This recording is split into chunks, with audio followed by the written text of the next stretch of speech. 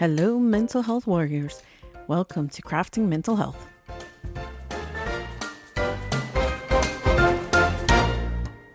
Hey there, my mental health warriors, family, friends, and anybody who is new to the podcast. Welcome to Crafting Mental Health. My name is Yolandi, and I'm your host. And today's episode, we are talking about routines and why a routine is good for people who struggle with mental health issues, and how a routine in your daily life can actually help you out. So that is what we're talking about. So first things first, the weekly question. What is the weirdest smell that you have ever smelled? I know this is a silly one again, but here we are. And then I also want to remind you guys, if you want to click the follow button on whichever platform you're listening to the podcast, then you'll be able to get notified when the next episode posts. And if you want to follow me or come join my Facebook group, it is Crafting Mental Health Podcast. Just come and find me on Facebook, and also come. You can also email me at craftingmentalhealthpodcast@gmail.com, or you can just text me, call me. If you know where I live, you can show up at my house too. And just bear in mind the dogs will go crazy. My dogs are more afraid of people than I am, which is kind of funny. Anyway, okay, so back to the topic of this week, having routines. So, originally, I was going to have a different topic this week. And then funny enough, last week, my routine got all out of whack and it actually affected me. And I didn't realize it until Thursday when I had my therapy appointment. I was sitting in my therapist's office and she was asking me, how am I doing? And I was like, I'm just off. Something's not right. I'm not feeling good. Not that I'm not feeling good, like I'm sick or anything. I'm just off. And so we were sitting and talking, and as I was telling her about my week and everything that happened, we basically narrowed it down that my routine was completely thrown off. Let's start with this might be a little TMI, but my period started like a couple of days earlier than normal, which was unexpected, and was like, it's not time yet. So why is this happening? So that was the first thing that happened. And then the next thing that happened was my husband went out of town for like a boys trip with his friends, and he was supposed to come home Monday, but then he came home Sunday. Now, don't get me wrong. I was happy that he came home early. However, in my mind, I had it that my son was going to be at his dad's house. My husband was going to be out of town, and I would have had the whole house to myself for 24 hours. And I've been looking forward to that for so long. So then when my husband came home, that took away from my me time, if you will. So like I said, I was super glad that he came home earlier, but it took away from what I had planned in my head to do that Sunday night. And so that was the first couple of things that threw me for a loop. I typically plan my life out a couple of months in advance. It's just what I do. And I'm open for things to change. Change is always going to happen. Life is going to happen. It's going to change, mess you up. But yes, a lot of times if things happen in the spur of the moment, then it takes me a minute to readjust in my head. But back to all the things that went wrong. So I had planned, so Sunday he wasn't supposed to come home early, and then he did. So there goes Sunday night's plans. Then Monday I was supposed to take a class at the community college for a notary public, to become a notary public, because that's just something I've been wanting to do. And so I was registered for this class, and I was kind of super excited, took the day off work to go take this class, and I get there. So backstory, in January, I renewed my driver's license, and I have not received my new hard copy license. So my old license expired. I have my temporary license. So I'm standing in line to sign in to the class, get to the front, hand the guy my temporary driver's license. And he's like, I can't take this. I was like, well, what do you mean you can't take it? It's valid. He's like, nope.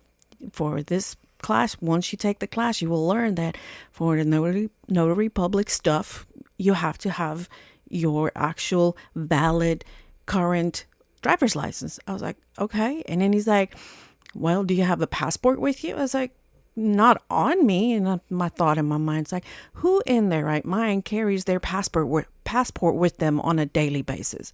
I sure don't. And that just made me think like, oh, hang on. I have never changed my name from when I got married almost 2 years ago to actually, I didn't update my passport. So even if I did have my passport on me, it probably wouldn't have been allowed because technically my name is different now. So long story short there, I had to reschedule my class to the next day the class is, and hopefully I'll have my driver's license before then. But I ended up spending the whole day at the DMV trying to figure out when I'm going to get my license. Did my license get lost in the mail? Because, my son and I went on the same day. He got his permit. I got my license. Within like a week and a half, he received his permit, and I'm still waiting for my license. So hopefully I'll get it in this next week. Otherwise, I have to postpone my class again. Anyway, I digressed a little bit. And so then the next thing that happened so that was Monday. And on Tuesday, I ended up working at home because my son was home from school. And then also he has a weekly appointment that he goes to on a Thursday. But because he had the day off school, we changed the appointment to Tuesday. So first of all, now I'm working from home. Normally I only work from home on a Friday, but now I'm working home on a Tuesday, and his Thursday appointment is on Tuesday. So that completely messed up my regular routine for the week. And like, I at one point last week did not even know what day of the week it is because of everything that has changed. And, then on Wednesday, I'm back in the office. Normally my boss works from home and he hardly ever comes into the office. But Wednesday, out of the blue, he showed up. We didn't even know he was coming. And not that it's a problem. It's, again, it just messed up my routine. I'm used to going into the office, starting up my day, just me and one other guy in the office. And we normally know ahead of time before our boss or the merchant that we work with will show up. And, for them to just show up out of the blue was like, whoa, hi, kind of not dressed for people to be here, like, dressed up fancy. I was in, I was in a hoodie where if I knew that they were going to come over, I totally would have been dressed a little bit more professional, if you will. And I know that they don't really care, but I care. So, that just threw me for a loop. And, so my point is just, sometimes, life happens. And, and I was, like I said, I was sitting with my therapist and we were just going through all of these things that happen. And she reminded me, Yolandi, that normally you have a routine. And if your routine gets, messed up, that can affect your mental health. And so with that being said, this podcast is about how and why having a routine for people with mental health, why it can help. And anybody having a routine, how it can help you. It can eliminate stress. It can just make you feel more prepared by having a routine. Okay, so the benefits of having a routine is simple. I mean, if you start your day off with a routine, then you just start your day off right. And for those of us who struggle with anxiety, having a routine will basically help you because you know what's coming, you know what's happening. It will help you lower your anxiety because you don't have to, like, in the spur of the moment, make decisions or anything like that because you have your routine set. Now, like I said before, life sometimes happen and you a lot of times are forced to change your routine on a particular day. And that's just something that you have to deal with in that moment. But still, if you have that routine, then that you have the thing that you can fall back onto. Like, let's say your routine got uprooted because you slept through your alarm and your morning routine got changed. you at least have the rest of the day's routine that you can still follow. And then the next thing that's a benefit of having a routine is you will have more brain power to make better and bigger decisions. And the reason for that is because you will have, the brain capacity to make these big decisions, because you don't have to think about the little ones, because you've already established a routine. Those decisions have already been made. So if you have a routine or a week planned out, like on Monday you're going to do this, Tuesday you're going to do that, then, you have a plan set out. So therefore, when big decisions comes up, you can focus on those and spend more and give more brain power to those decisions. And then the other thing that would help with the routine is you'll end up sleeping better. If you have a good nighttime routine, you'll end up sleeping better. And as I've mentioned in several episodes, everybody who's struggling with mental health, the best medicine or the best treatment for mental health is to get the proper amount of sleep for you. And so obviously you want to do something that will help you sleep better. And this is something that I struggle with, but everything that I've read on routines and, sleeping better and having a good nighttime routine, everybody says to turn off electronics about an hour before you go to bed. I am guilty of that one. I'm on my phone almost to the point of going to sleep. And I'm going to try at some point to start doing that and, rather read a book before I go to bed, or, just to try and eliminate those, because it's the blue light that comes from the electronics that triggers your mind thinking that it's daytime. So your brain thinks that it's still daytime. So you should still be awake. Therefore, it takes longer for your brain to switch off. And that's the basis of why they say you should turn off all electronics before, like an hour before you go to bed. This way your brain can start, shutting down for the day, because it's nighttime and you're not having those lights that's making your brain think that you should still be awake. And then the best part, or the best point, I guess I would make, about having a routine, it provides you a sense of structure and a sense of rhythm. And also having this routine, for those of us who struggle with depression, if you have a routine every morning about, okay, you get up, you make your coffee, you take the dogs out to go do their thing, you come back in, you drink your coffee, you take a shower. For those of us who struggle with depression, having this set routine every morning will help you to, it will be easier for you to, get up and do the things that you have to do, because you have those routines. You don't have to force. Yeah, there might be some element of forcing yourself to do it, especially when you have a depression phase that you're going through. But having that routine will help you to still get up and do the things that you're supposed to be doing. So basically, having a routine helps you. It lowers your anxiety. It lowers your stress. It helps you, if you're going through depression, to still get yourself, ready for work, having showers. Because, for people who struggle with depression, dealing with personal hygiene, that is only the first thing to go. They don't care about it. And again, if you have that routine of taking a shower in the morning, it is easier to keep going with the routine, even if you don't feel like it. So it's easier to stick with it.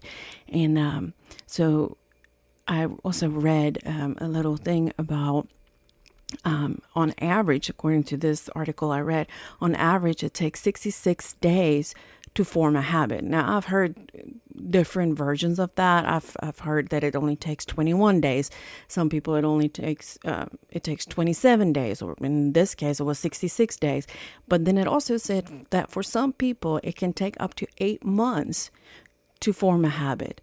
So if you're one of those unlucky ones where it takes that long to form a habit, it's something that you're going to have to actively work on to get into a routine. But overall, just having a routine just makes you have more control over your life. And it gives you more that sense of like, okay, I'm in control of what I'm going to do every day.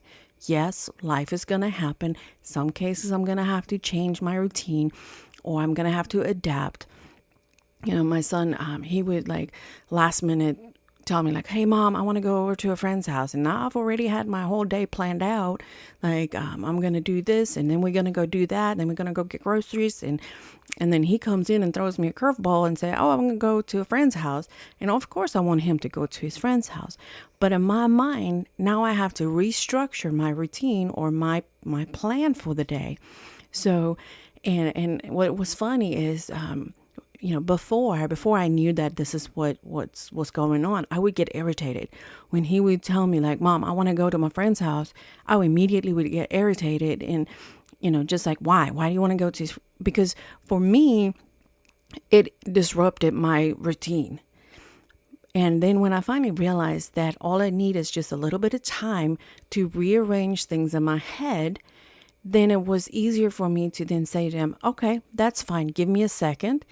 Let me just figure this out. And once I've rearranged it in my head to accommodate him, to be able to take him to his friend's house, then it was fine. Because I never have a problem with him wanting to go.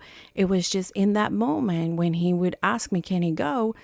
Then I would get mad and I would get frustrated.